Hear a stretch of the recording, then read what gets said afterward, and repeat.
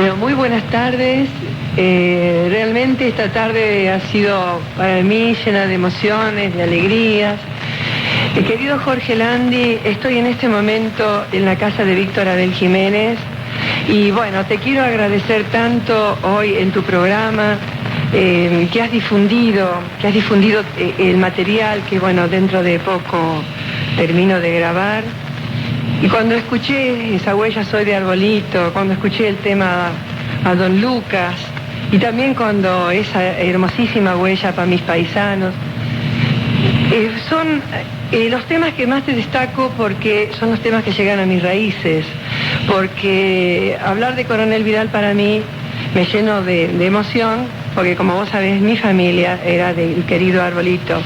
Pero en este momento estoy en la casa de la persona que vos ahí tanto destacaste hoy en estos trabajos, que es Víctor Abel Jiménez. Esta nota te la debía y bueno, le vamos a decir muy buenas tardes a nuestro querido vasco Víctor Abel Jiménez. Bueno, muy buenas tardes, Nora. Vamos a saludar a los buenos amigos de la vecina orilla, nuestros hermanos uruguayos, los charrúas, como le llamo yo, y le mandamos un abrazo y las palabras de gratitud y reconocimiento por la atención que siempre disponen para lo que Nora Ábrego les manda. Y por Nora Ábrego yo me vengo a enterar muchas veces, hoy tuve la suerte de escuchar un rato, de este sueño que se le concreta a ella por intermedio de ustedes que difunden nuestras inquietudes, sin hacer una diferenciación de países, que eso es lo lindo, la hermandad de los del Río de la Plata. Por eso me pide Nora que ponga en conocimiento de, en cierto modo, hoy casualmente, en un programa que hago en una FM de Santa Clara del Mar, que está a unos 40 minutos de aquí de la ciudad de Mar del Plata, estuve hablando del abuelo de Nora Ábrego, porque hablé del barrio Atamisqui de Coronel Vidal, que fue fundado por 8 personas que habían venido de aquel lugar de Santiago del Estero para el tiempo de las cosechas o para el tiempo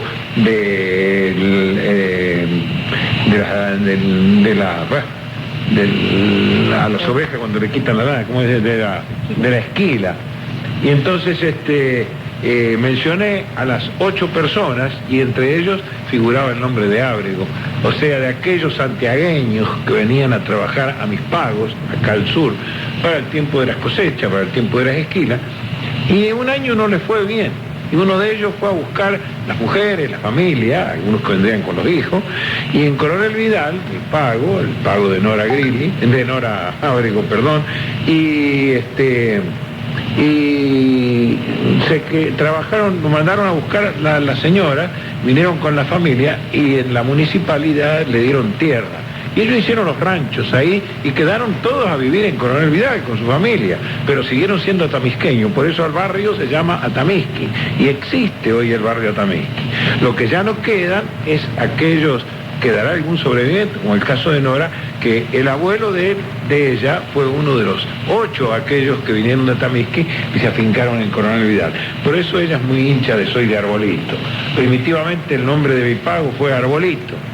Tarea así que mi abuelo, que era español, cuando trabajaba en el campo y venía para el pueblo, dice mi madre, me contaba mi madre cuando vivía, que decía, voy para los pagos de Arbolito. Y ya era Coronel Vidal, pero le siguió quedando. Un día por allá hicimos una huella, que dicho sea de paso la grabó Amalia de la Vega, que sirva esto para mandarle un abrazo cariñoso a esta querida Amalia, que tanto la recuerdo y que tanto le debo el haber difundido. Que ella me contó, cuando escuchó Soy de Arbolito, que se la iba a llevar, porque en el departamento que es ella, en Melo, hay un pago que se llama Arbolito. Y entonces la llevó para cantarla allí. Bueno, por eso ampliamos esos conocimientos. Y después Nora me pide algo más, ¿cuál era?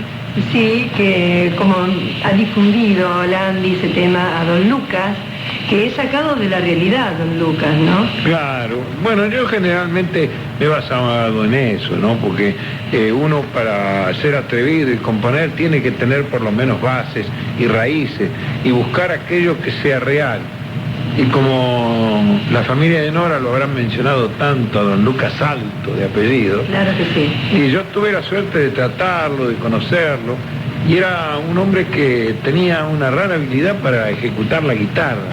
En aquel entonces era guitarra con clavijero de madera, ¿no? Y cuando venía al pueblo yo lo sabía campear.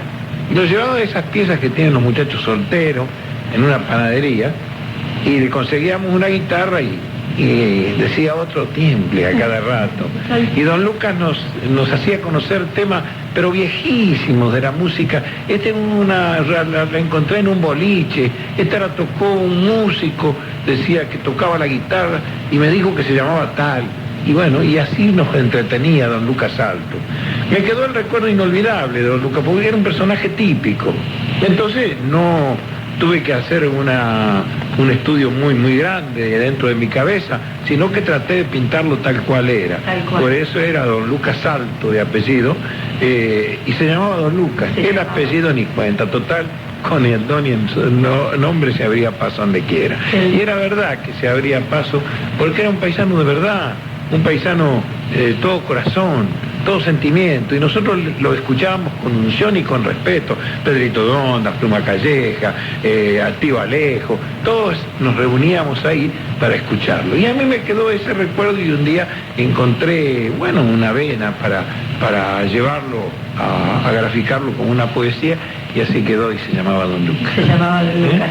Otro de los temas también que hoy ha difundido en la tarde, de su autoría, es La huella para mis paisanos. También tiene una historia. Sí, ya la he contado varias veces, pero una vez más, ya que está el micrófono abierto y la gentileza de poder aparecer en una emisora del país hermano, vamos a decir que esta huella también la grabó Amalia de la Vega. Claro que sí. Claro, y entonces que sirva para mandarle un recuerdo grande de nuevo a esta gorda querida, y tan evocada y tan aplaudida y tan buena cantante que dio esa tierra de Artigas, ¿no?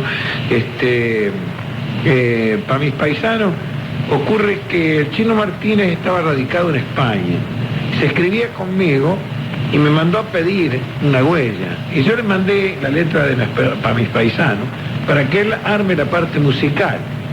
Por eso que siempre digo que hay un océano Atlántico de por medio entre la letra y la melodía. Claro. Porque la línea melódica, o sea, la música, la hizo en España.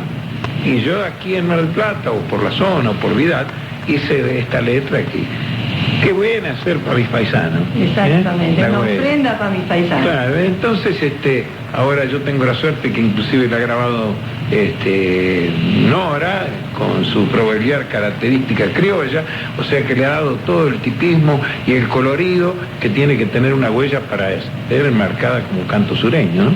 Bueno, muchísimas gracias. Aparte, en esta huella estoy acompañada por varios guitarristas, ¿no? Santiago Fuentes, Marcelo Franco y José Mamones, que realmente se destacan muchísimo. Sí, es indudable que hay que tener prolijidad en esas cosas, y siempre enaltece una grabación un buen acompañamiento, como en este caso los mencionados por Nora, que son grandes amigos y excelentes personas, además, porque es difícil a veces concretar todo, ¿no? Claro. Que tengan aptitudes sobresalientes como personas, como seres humanos, y también como músicos, como en este caso guitarristas. Y los mencionados son grandes personas y grandes guitarras. Bueno, querido Vasco Jiménez, hay algo que también le he prometido a Jorge Landi, que le voy a mandar el material de Coco Vanegas, en el que, está esa chacarera doble tan linda que ha hecho usted, con una historia que justamente se llama La Histórica, pero vamos a explicarle a Jorge que es la historia verdadera de don Andrés Chazarreta, cuando en el año 21 trajo el folclore de Santiago del Estero a Buenos Aires. Tal cual, sí, yo tenía esa documentación, y me pareció, Cuti me pidió que le mande alguna parte para concretar juntos algunos temas, y se me ocurrió mandarle esto. Yo ni sabía que se iba a llamar La Histórica. Le mandé toda la medida de una doble, con todo lo acontecido en el año 1921, yo no era nacido,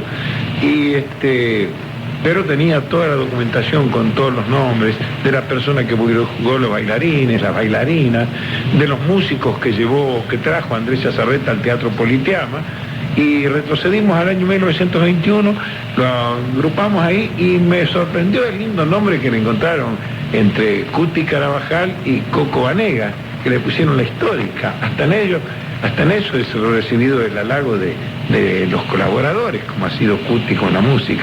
Y vamos a hacer un anticipo. Acabamos de hacer con Cuti una chacarera dedicada a la negra Mercedes Sosa, que se va a llamar La Mercedes Sosa. Yo ya tengo la prueba que me mandó Cuti, así que falta que algún intérprete se anime y por ahí está canta.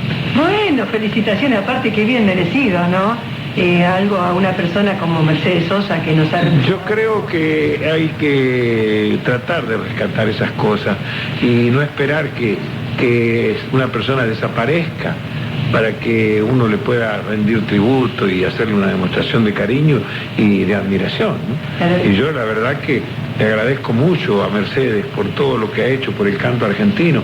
Hoy es reconocido en el mundo entero nuestro folclore porque el trabajo que ha hecho Mercedes, claro, ¿no es cierto? Claro que sí. Entonces, siempre hay que tratar de encontrar esas vetas literarias que están un poco relegadas, olvidadas. Otra vez, sin darse cuenta, la gente las pone en el olvido. Pero uno tiene que tratar de, si se considera buceador de estas cosas folclóricas, de encontrar estos temas que están todavía sin trabajar, ¿no es cierto? ¿Y ya sabe, Mercedes ya sabe de...? No creo, porque yo le dije, llamala para ver si le pones...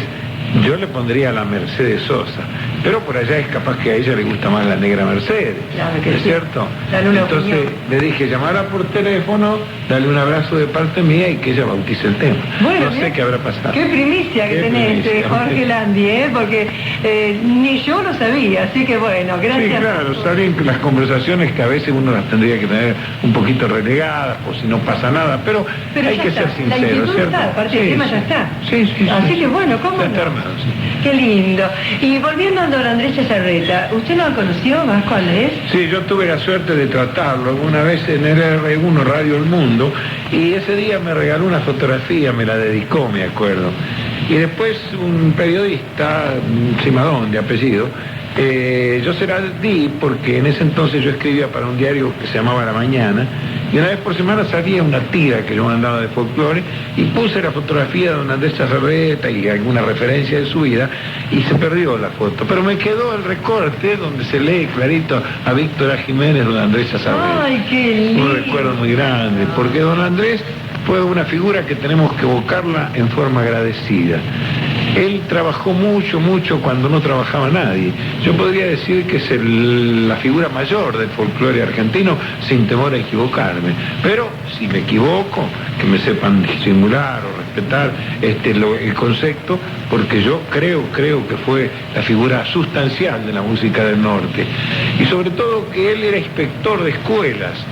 Y cuando llegaba a distintos lugares, a Suncho Corral o a Salavina, a inspeccionar una escuela, después que hacía su trabajo como tal, como inspector, le preguntaba a la directora, a las maestras, a algún alumno, si conocían alguna viejita que conozca un baile de dos, si conocían algún músico que tocara la guitarra, el bandoneón, o el violín que se usaba en Santiago del Estero, y allí iba don Andrés, después de cumplir con su cometido de inspector de escuela, con un cuaderno histónico, porque en ese entonces no había grabadores, y le hacía tocar el tema y lo escribía en el cuaderno histónico, y después lo recopilaba y lo presentaba ya con la danza que fuere, en la portada de la tapa musical, porque ya digo, en ese entonces no había grabaciones, eran las piezas de música que llamamos nosotros. Era un recopilador. Ha sido un trabajador incansable. El trabajo que hizo don Andrés Chazarreta creo que es primordial para el canto folclórico argentino. Qué lindo, ¿no? Bueno, Vasquito, actualmente está haciendo radio, sigue trabajando. Bueno, yo creo que me voy a morir frente a un micrófono, no, ay, Dios quiera que así sea, porque es mi vocación. Yo lo hago con mucho cariño, con mucho respeto, porque yo aprendí mucho de los demás. Claro. Eso es lo importante. Lo fui a buscar, recorrí el país y allí encontraba las grandes figuras. Por eso uno puede hablar con un poco de fundamento, porque aprendió de los que sabían. Claro. Siempre hay que aprender del que sabe más de uno. Claro. Por eso yo cuando vienen a casa, como el caso de Nora Ábrego, me siento reconocido, porque puedo contar estas cosas que ahora las van a difundir o no en el Uruguay, pero lo importante es que uno no se las guarde, que las haga conocer para que haya una formalidad y digan, yo lo sé porque lo dijo tal persona que se lo escuchó decir a don Andrés Chazarreta. A don Andrés Chazarreta, claro. ¿Cierto? Ahí están los méritos. Claro que sí. Bueno, Vasquito, en una oportunidad también usted me había contado una anécdota de un querido amigo suyo, Aníbal Zampayo, ¿no? Aníbal Zampayo, uruguayo el hombre. Sí. Una gloria del folclore uruguayo. Yo conozco mucho a través de lo que he conversado con Amalia, claro, a través de lo que he conversado con otros hermanos orientales, ¿no? Entonces, guardo y siempre cuento alguna de estas cosas. Zampayo fue una de las figuras que los uruguayos tienen que cuidarla y respetarla y encontrar cada día una cosa nueva de Zampayo, porque debe haber mucho que todavía no conocemos de Zampayo. Era un gran trabajador. Zampayo viene a ser algo así como un Chazarreta en la Argentina. Claro que sí. Bueno, qué lindo, Vasquito, todas sus palabras también. No, al contrario, yo reconocido de que se ocupen del tema que uno trata, porque los fundamentos están ahí, no está en lo que uno puede crear o en lo que uno puede decir, porque uno aprendió de los demás, ¿no? Claro. Y entonces tenemos que empezar por ahí. Yo le tengo que agradecer toda mi vida a mi tío Alejo, eso le que fue la persona con quien hice el primer dúo. Yo tendría 15, 16 años, hacía primera, tono y dominante, y Alejo, que tocaba mucho la guitarra, con toda la humildad del mundo, hacía segunda y cantaba, y me enseñó a querer todas estas cosas que yo cuento hoy, porque en aquel entonces él las tenía documentadas o en la cabeza. ¿No? Entonces siempre se aprende de una anterior. Y aparte lo lleva ya en su sangre también. Claro, sí, yo porque nací en un pueblo de campo y en casa se escuchaba los verdaderos paisanos que venían. Mi padre tenía una agencia de auto y la gente que venía del campo venía allí, y fue el primer radio técnico y el primer radio aficionado que tuvo Coronel Vidal, mi padre. Entonces ya uno lo trae un poco en la sangre, ¿no es cierto, Nora? Y él vendía los primeros aparatos de radio que vinieron a Coronel Vidal. Puso el primer equipo de luz que hubo en Coronel Vidal antes de tener usina, un Westinghouse se llamaba. Entonces, si yo podré saber de la primitiva radiotelefonía, cuando Yankelevich le vendía artículos de electricidad y se los vendía a mi padre. Y Yankelevich posteriormente fue el dueño de Radio Belgrano, Radio Rivadavia, Radio Porteña, Radio de la Nación, el hacedor de la radio en Buenos Aires. ¡Qué barbaridad! Por eso hay mucho para tratar. Mire, sí, por eso habla con tanto fundamento de lo que es un programa de radio y lo que es hacer radio. Claro, porque uno aprendió de la raíz, digamos así. Yo en casa, en Vidal, la primera radio la que trajo mi padre. Entonces yo puedo hablar de aquellos partidos de fútbol de uruguayo y argentino, o de aquellas elecciones que se pasaban los escrutinios después, y la gente iba a mi casa a escuchar y notaba en la pared los resultados del fútbol o los escrutinios de todos los lugares. Así que todo eso, como no le va a dar una enseñanza, ¿cierto?, a uno, claro, porque lo vio hacer.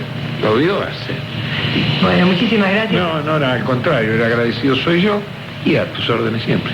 Bueno, y vamos a decirle también que don Víctor Abel Jiménez la vida lo premió con una muy buena compañera que es sí, pero me tira de las orejas.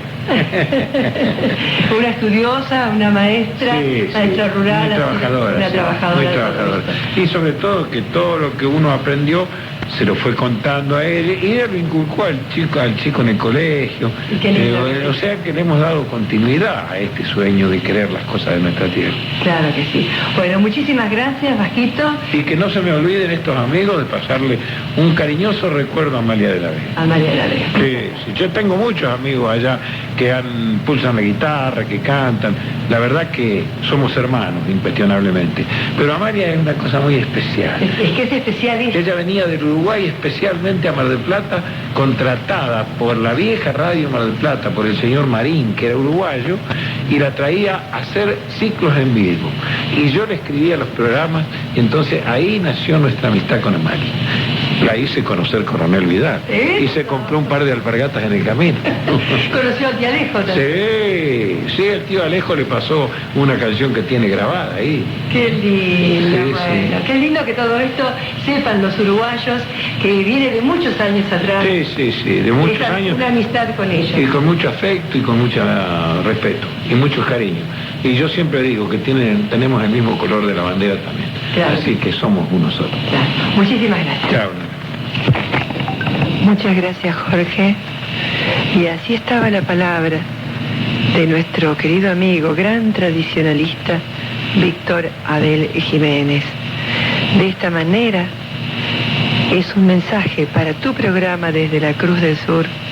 Y por mi parte, te dejo un beso a vos, a toda tu linda audiencia, a todos los corresponsales. Y les digo hasta muy prontito. Gracias por todo. Gracias.